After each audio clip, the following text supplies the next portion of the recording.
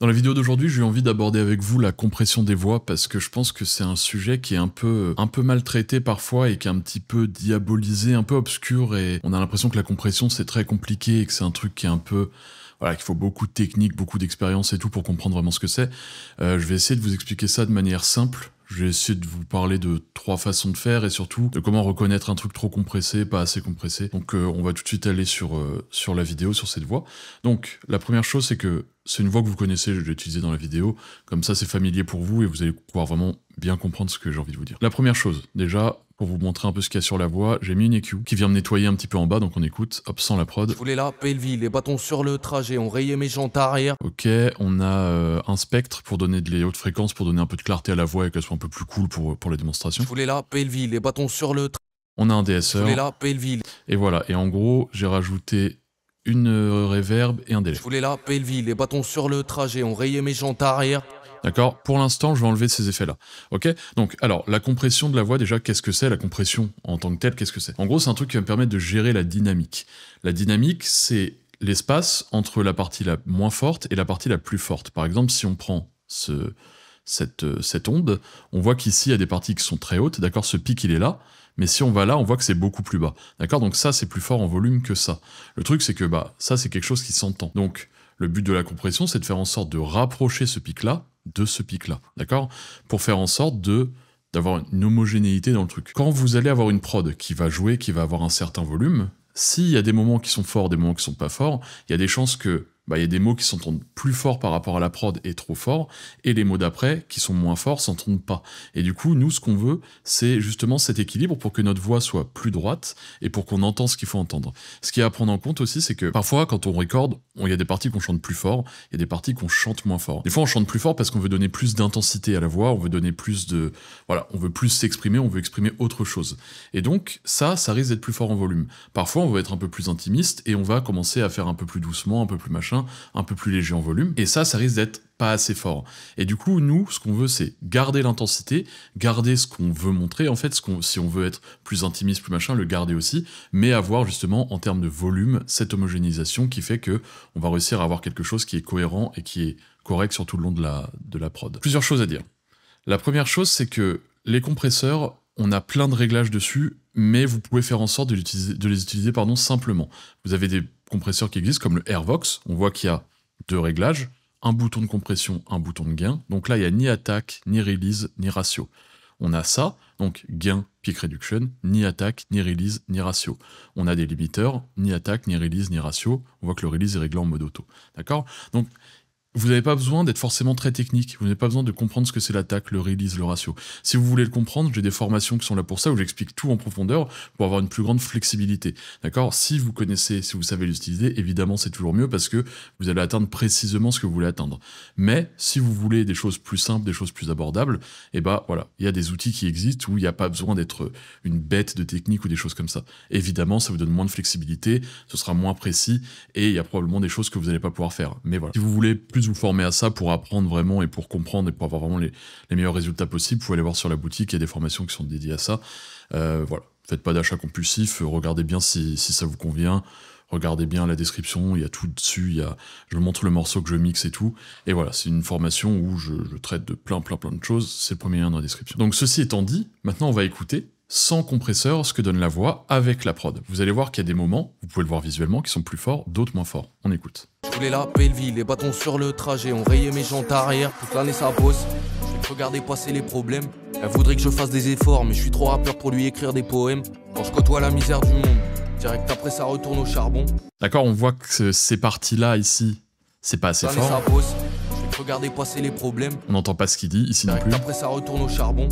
On l'entend, mais voilà, c'est trop faible et du coup, on est obligé de se concentrer. Là où ce mot-là... Arrière, toute l'année ça bosse, je regardais passer les problèmes. Ici, c'est bien trop fort. Elle voudrait que je fasse des efforts, mais je suis trop rappeur pour lui écrire des poèmes. D'accord, alors, à savoir que ça n'avait pas été record comme ça de base et que je suis venu augmenter les trucs pour que ce soit vraiment parlant et que vous entendiez bien la différence. La première chose que je peux faire, en fait, c'est ne même pas utiliser de compresseur. Là, il n'y a même pas de réglage, de trucs, de machin, de dire oui, mais je maîtrise pas la compression, je la comprends pas. Là, c'est tout simple. Même visuellement, vous pouvez le faire. C'est que vous allez essayer d'homogénéiser directement avec votre gain. Donc ce qu'on appelle faire un suivi. Là, par exemple, ce mot-là, j'entends qu'il est trop fort. On rayait mes jantes arrière. Ce que vous pouvez faire, c'est juste le prendre et le baisser en volume. Là, sur Studio One, c'est comme ça, on découpe, on fait CTRL, on découpe, et on vient prendre ici pour baisser le gain. Ce qui fait que tout de suite, on voit visuellement, c'était revenu à même niveau que le reste. Donc on écoute. Trajet, on rayait mes jantes arrière, toute l'année ça bosse. Et c'est plus trop, d'accord? On peut faire pareil avec ici. Si ici c'est pas assez fort, on peut le monter. Ici c'est pas assez fort, on peut le monter. Trajet, on rayait mes jantes arrière, toute l'année ça bosse. Ici aussi. Regardez passer les problèmes. Elle voudrait que je fasse des efforts, mais je suis trop rappeur pour lui écrire des poèmes. Quand je côtoie la misère du monde, direct après ça retourne au charbon. Déjà on a homogénéisé le truc et on a un peu cet équilibre qui est fait. Ça, je vous conseille de toujours le faire au début parce que c'est hyper important et c'est hyper... comment dire, c'est pas destructif pour la voix en fait, vous allez juste équilibrer les volumes, mais il n'y a pas de compression qui rentre vraiment en compte. D'accord? Ça, c'est la première chose à faire. Admettons que vous ne l'ayez pas fait, parce que là, je vais vraiment vous parler des compresseurs. Donc ça, vraiment, je vous conseille de faire ça, de venir équilibrer tout votre morceau, ça prend pas vraiment tant de temps que ça. Vous avez des outils qui existent comme Dynassist qui permet de le faire automatiquement et qui est vraiment cool. Maintenant, on va rentrer dans la compression. Là, on va ouvrir un Airvox. Airvox, vous vous rappelez, il n'y a pas de réglage de release, de ratio, de machin. Ce qu'il faut comprendre, c'est que le Airvox, je vais vous expliquer quand même ce qu'il y a dedans, j'ai une vidéo dédiée à ça si vous voulez la voir. En gros, l'attaque est instantanée, c'est-à-dire que directement, il va agir. Et le release est long, ce qui veut dire qu'il va agir longtemps, d'accord? C'est tout ce que vous avez à savoir en gros. On va juste baisser le bouton de compression et baisser le bouton de gain, parce que comme c'est aussi un limiteur, quand on vient baisser la compression, ça vient monter en volume. Regardez, si je reste à 0 de gain... Je voulais la belle vie, les bâtons sur le trajet, on rayait mes jantes arrière, toute l'année ça bosse. Tout est trop fort, d'accord? Donc on est obligé de baisser le gain. Ici, je suis venu bien compresser parce qu'il y a des gros écarts. Si vous faites le premier truc à la main, donc comme je vous ai montré, tac tac, tout remonter, redescendre et tout, vous aurez moins besoin d'utiliser les compresseurs et donc ça va moins être destructif pour votre son et vous allez moins devoir pousser les compresseurs, d'accord? Ici, c'est pour exemple, moi quand je le mixe, évidemment je le fais à la main avant. Maintenant, pour exemple, pour que vous entendiez bien la différence, on va pousser un peu les compresseurs. Il faut savoir aussi que c'est une esthétique. Les compresseurs, ils ont des sons qui esthétiquement peuvent vous plaire. Par exemple, j'aime bien esthétiquement le son du Airvox, j'aime bien le son du LA2A, c'est des sons que j'aime bien et que des fois j'aime bien pousser et j'aime bien rentrer fort dedans parce que ça m'intéresse d'avoir ce son, ce timbre, ce truc écrasé sur certains morceaux, là où d'autres morceaux on va vouloir laisser respirer, laisser plus de dynamique, d'accord? Ça dépend de l'esthétique de votre musique. Le Airvox, donc, on va rentrer dedans. Je voulais la belle vie, les bâtons sur le trajet, on rayait mes jantes arrière, toute l'année ça bosse. D'accord? Ici, c'est la partie la plus parlante parce que c'est très fort, into pas fort. Arrière, toute l'année ça bosse. On voit que, quand on l'enlève, Arrière, toute l'année ça bosse. on n'entend vraiment pas ça. Là, quand on le met, Arrière, toute l'année ça bosse. ça se rééquilibre, mais on l'entend toujours pas. Donc on va mettre un deuxième compresseur. Le deuxième compresseur, c'est pareil, LA2A. On va régler la quantité de réduction de gain et on va remonter le volume pour que ce soit pareil avant et après. On écoute? Arrière, toute l'année ça bosse. Ça commence déjà à se rapprocher un petit peu. Les bâtons sur le trajet, on rayait mes jantes arrière, toute l'année ça bosse. On entend qu'on a quand même un gros taux de compression ici.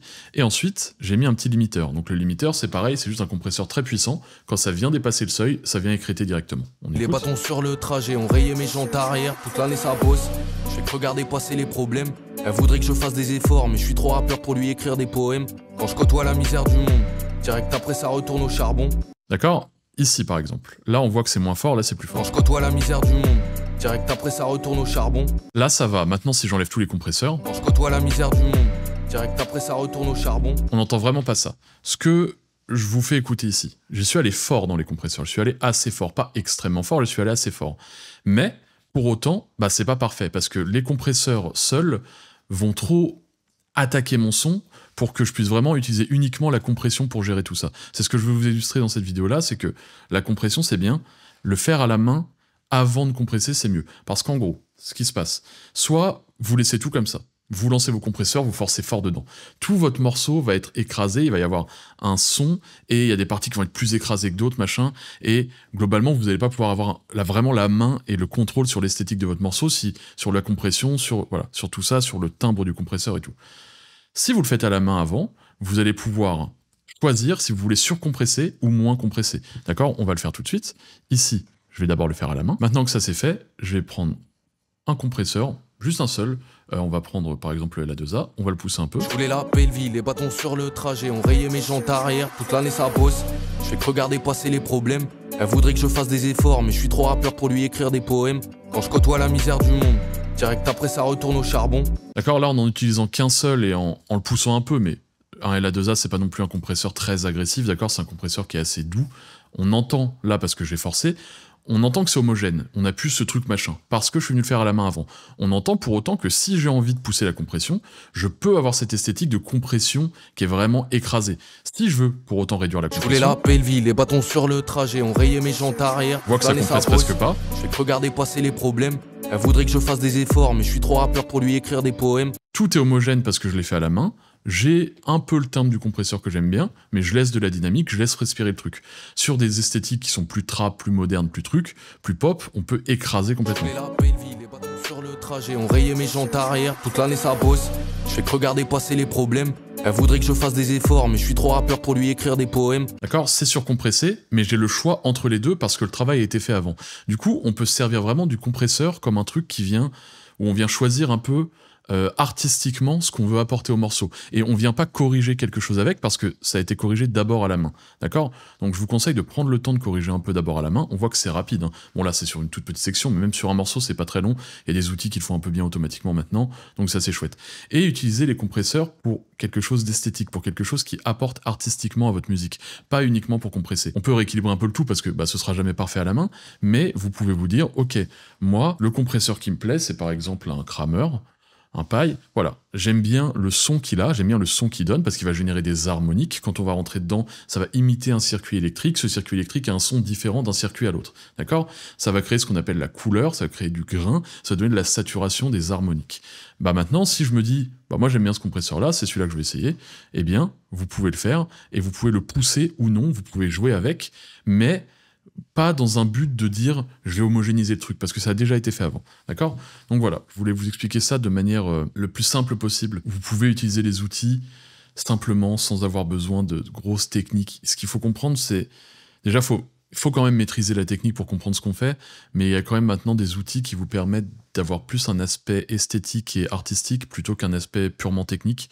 Et même si pour moi, quand on veut mixer, évidemment, il faut apprendre la technique, il faut maîtriser tout ça, parce que sinon on sait pas ce qu'on fait, et on sait pas à 100% ce qu'on fait, c'est un peu aléatoire, mais pour autant, on peut quand même avoir des bons résultats, et moi c'est ce que je défends aussi, c'est qu'on peut avoir des résultats avec des outils hyper simples, et moi c'est ce que je fais. Si vous regardez la reverb qui est dessus, pareil, il y a 3 réglages, il y a un low cut qui est poussé à fond, le mix c'est pas vraiment un réglage, et le decay qui est au minimum, très simple, très très simple. Voilà, des choses globalement comme ça.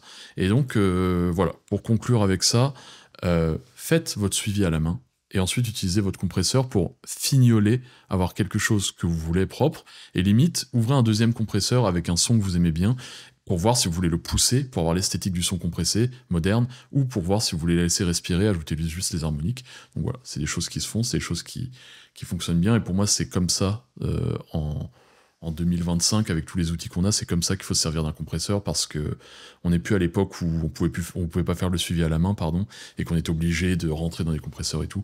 Maintenant, en fait, sur vos PC, tout est tellement flexible que essayez de détourner un peu les choses et de faire ça de façon simple et créative. Donc voilà, j'espère que ça vous a appris des choses, que ça vous a fait comprendre qu'en fait la compression c'est pas forcément un truc si compliqué, c'est juste un truc de volume où on dit on va essayer de rapprocher les volumes entre eux. En gros c'est ça.